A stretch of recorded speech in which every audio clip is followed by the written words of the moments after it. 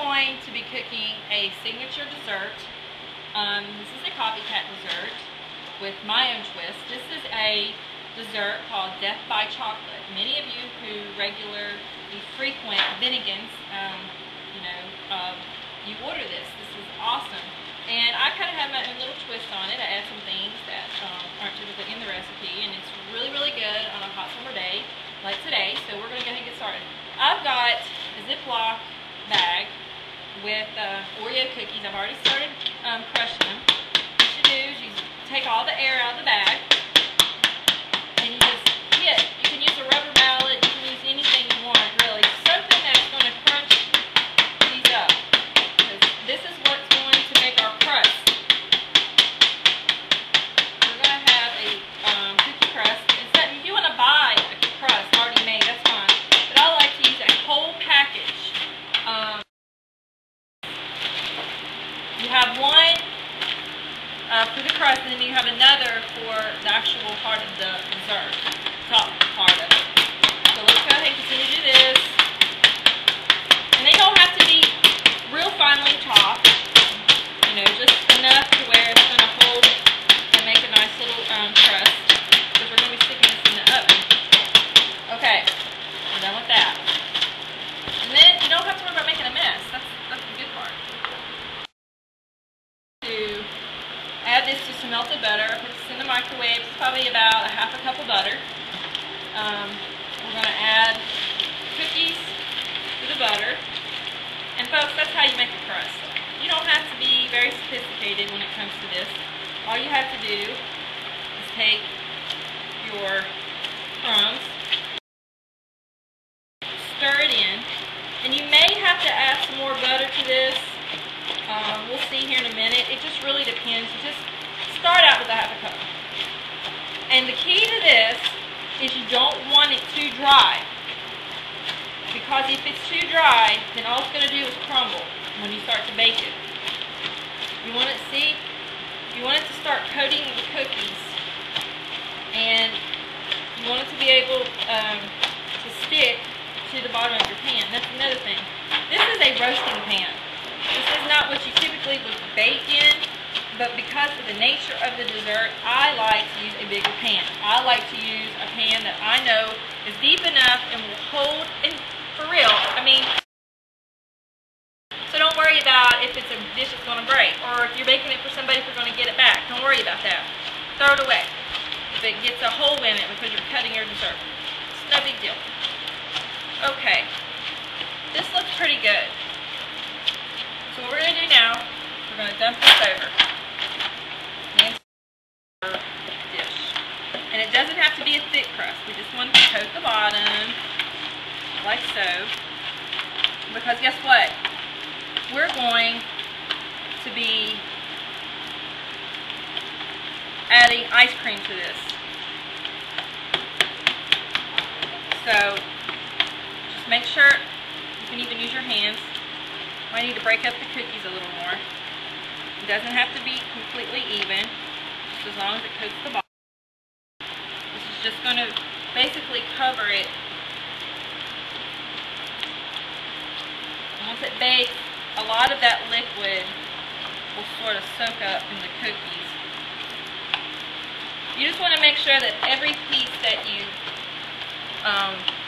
cut in this has a little bit of that crust to it.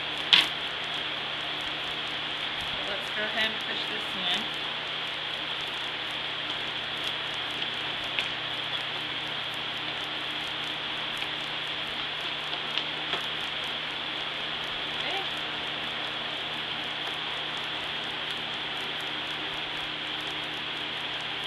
Okay.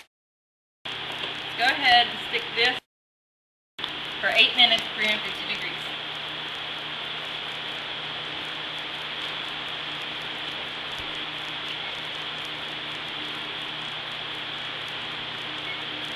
When we come back, we'll start to assemble the ice cream. Okay, ready.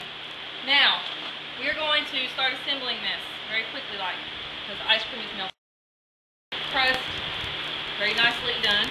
We have Dutch chocolate ice cream in Rocky Road. We love it at room temperature, but still kind of chunky. We're going to take that. We got miniature Twix bars. Just break them up.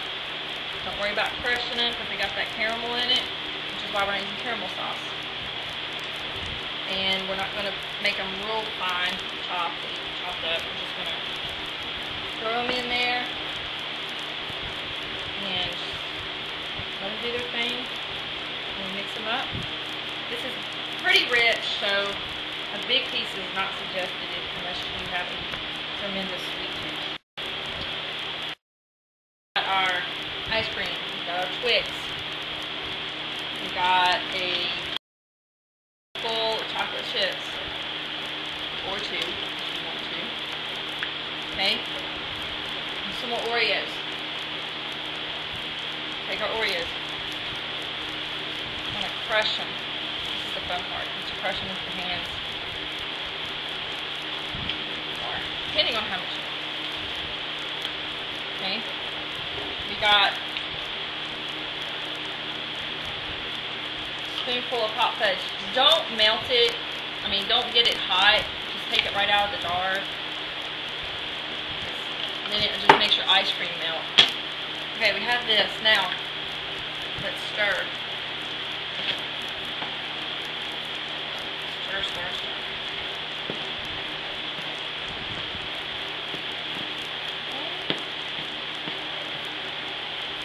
This doesn't have to be perfect. Now, we're going to pour it in.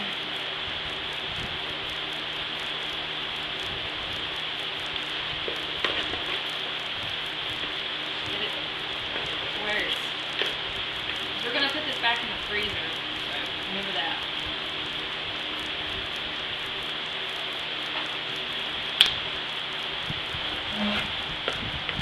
There you go, all the ice cream.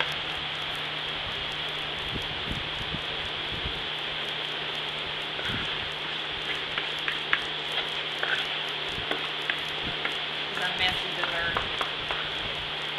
Okay. Next.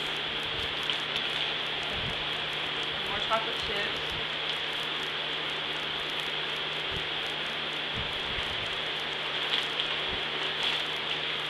More Oreos. Just trying to make it look pretty.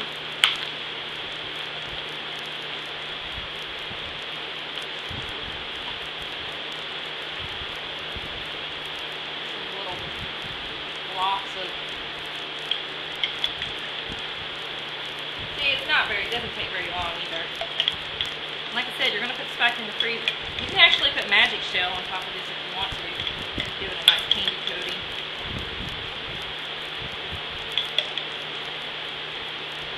Okay. And then, last but not least, you have your double whipped cream. It's not completely unthawed, but that's fine. Doesn't matter. Take it and, I mean, it doesn't have to be perfect either. Just smooth it around. Because like I said, it's going to freeze back. It's going to go back to the way it was. I would let this freeze for about an hour before you eat it. It's starting to melt some with the heat. And eat it as quickly as you can too.